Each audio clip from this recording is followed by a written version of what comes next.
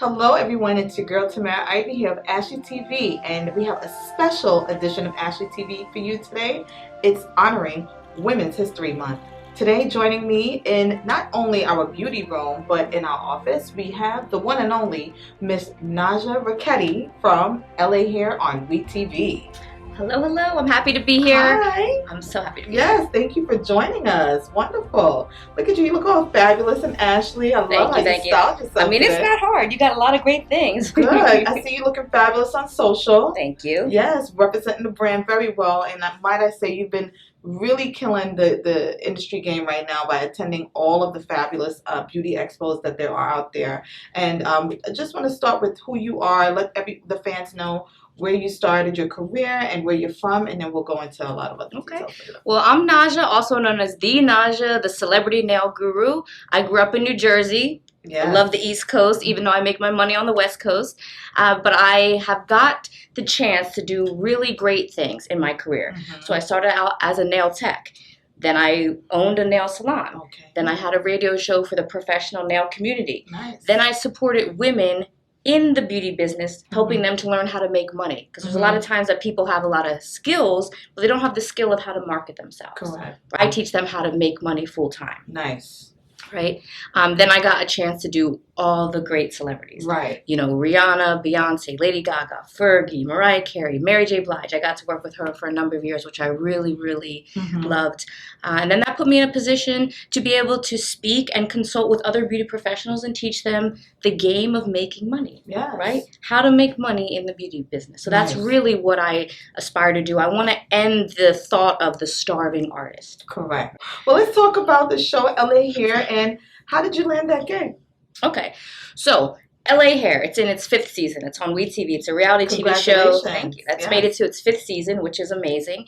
And the way that I landed that show is through Mary J. Blige. Nice. Right? She didn't call and make it, but I went to do Mary J. Blige's nails 4 or 5 years prior to that show being on air. And Kim Kimball, the salon owner of the show, does Mary J. Blige's hair. Yes. So that's how her and I met. Love Kim Kimball. Right. Then Kim Kimball, she's like the Oprah of hair to me, yes, right? She is. She's always on the phone. I was even giving her massages. She used to come to my salon and I would give her reflexology foot massage and pedicure. Always on the phone, always doing business. Even if she's getting a full body massage, the earpiece is in. Yes. The woman is amazing. So she used to come to my salon. She helped me get other clients, and I used to work with Kim a lot. And then she got a reality show. And the 2nd season came on, and she said the producers are very interested in having nails on the show because nails are really exploding in the beauty world. They are. Right. Yeah. So I said, no, thank you, Kim. I'm a very private person. I don't want to be on TV. That's just not for me. But I have a spiritual teacher, and my spiritual teacher said, you have to do that. Right. And I was like, so you're telling me like God's calling is for me to go on TV and put on makeup, act like a crazy person? He said, yes, God has a sense of humor. But I don't necessarily do that. You know, it's a little, I feel sometimes it's like in the yard, you're making fun of people, nitpicking. But I really went on there, really the real actual reason is because it was God-given. Right. But also to show the world at large, clients and beauty professionals, that nail styling can be a career. Right. I've done lots of things. There's not only go somewhere and someone says pick color and you have to wait for an hour, right? I actually have an actual career from doing nails. Yeah. Right. So that's really what I went on to inspire professional nail techs, people in the beauty world, to show that you can do a lot of stuff, and then also the clients, so that they know there's a level of excellence for nail salons. Yes. You have a great social media presence I mentioned earlier. Talk about some of these latest videos that you've been coaching, as you say, some of the your followers on your seminars. Talk about those videos. Right. So I love to drop knowledge, right? I'm like KRS-One, old school hip hop fan when we used to help the people out. Right. Not just say, steal your wallet, take off your clothes, and let's make it happen. Right. But anyway, so old hip hop heads. Hip hop's dead. Right. Okay, old hip hop heads.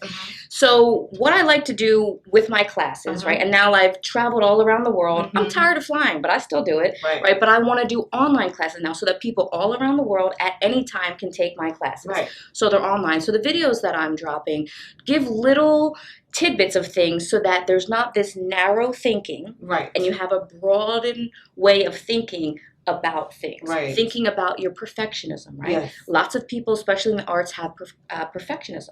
What I like to do is bust their bubble in a cute way and say, just so you know, perfectionism is a beautifully, artistically, fashionably fierce disguise for procrastination. Oh, isn't that a little different, right? Your perfectionism is really procrastination, just looks a little better. But it is, you are not executing and not putting things out there for the world because you're waiting for it to be perfect. Guess what? It's never going to be perfect. Right. It can be excellent. I want people to strive for excellence, but if you strive for perfectionism, you will never actually allow your gift to be out there. Wow. That's amazing. Really, really amazing. So talk about, to you, why is it important for women to empower each other? It's the most important thing, right? Because how many women have you heard in your life? I'm sure you have.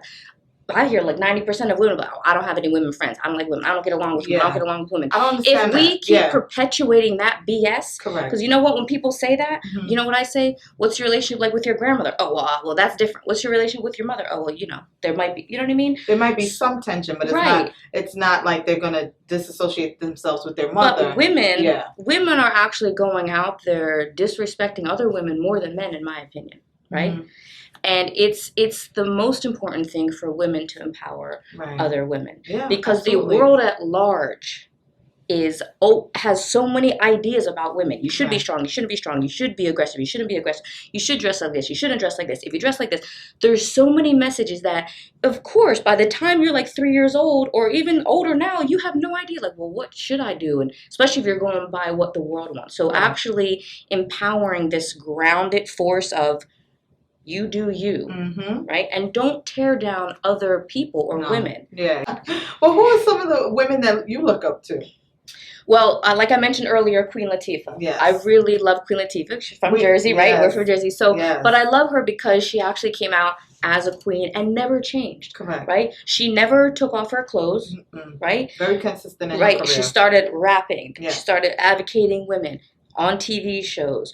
Right? Then she had a talk show. So you can see that you can do so many things in your career. Yeah, right? She evolved in many different fields. Yeah. I've always loved Mary J. Blige, even before I got to work with her. So when I did work with her, I couldn't believe that I'd get paid. I'd always feel like, should I leave money on the table here? I feel like I should pay. But what I like about Mary and what she does for artists is that she shows what true art really is. True art usually comes from drama, trauma, and heartbreak, right? And then you need a way to express it. And if you can actually express it and it helps other people and you can make money from it, wow, you're golden. So Mary, really shared her real self with us, right? She shared all of her hurt and all of her pain. And what I didn't like about the fans, I'm always going to stick up for Mary, is that the fans will want to keep you in that box, right? So then when Mary got happy and started seeing happy, people were like, oh, now that she's going through some trials, people are saying on the radio stuff like, oh, well, now we're going to get good music from her because she's going through a heartbreak, she's going through a divorce. It's like, that might be true, but that's terrible that you're trying to keep someone down even though you think they're celebrity now. Do you know what I mean? Right. And unfortunately for her, again, she set that tone where she, was in pain at some point in her career and she gave good music. I mean, I was always a Mary fan, good, bad, and different, just like yourself. And I really I still love it to this day. Everything that she does. She's great. I love how she dances on stage. And she's definitely, between her and Beyonce, as far as artists are concerned, those are like my two favorites as well. And Queen. Well, I also like, what's her name? Young M.A. Oh, right? I love Young M.A. Right? We love her in the office. Right.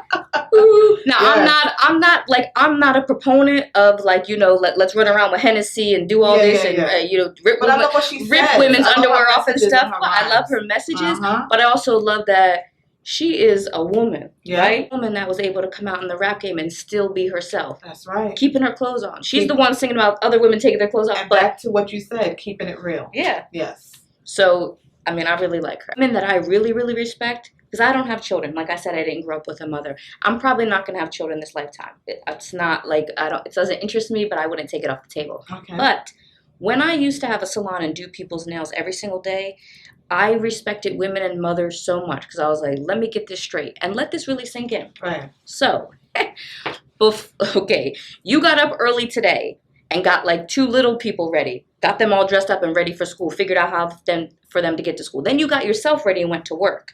Now you're here getting your nails done. You got to figure out where your children are going to go. Then you're going to go pick up your children. Then you're going to make them dinner. Then you're going to do their homework and all that stuff. Like, that's amazing. That is an amazing feat that woman is still there in front of you taking care of her own beauty regimen. Correct. Right? And I think it's really, really important that we should really support women, especially mothers, because it's really, really, like, that is a job. What would I tell my 13-year-old self? That if you continue to eat pizza and not exercise, there could be troubles later in life. Anyway, no, what I would tell my 13-year-old self is I would get in there and really talk about the grounding, like really being grounded and solid in a woman, in my womanhood, and how to respect myself. Because when you don't have that, and I didn't have that, a lot of people can come through and disrespect yourself. And then you're just repeating your childhood with relationships with men, with relationships with friends, with relationships with food, with relationships with yourself.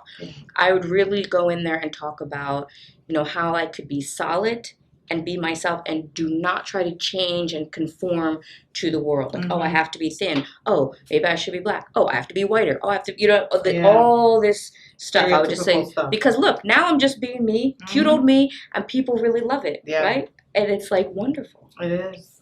It is. Well, you come with a lot of knowledge. Thank you. Not only are you beautiful, talented, smart, all of the above. You're so personable, so sweet, and it was really wonderful having you join us. What about me? Do I smell good? You smell good too, child. You love a good smell good person around here in these parts. But thank you for joining us today. I had a great time. Thank you so much for having me. Yes, and you are watching Ashley TV.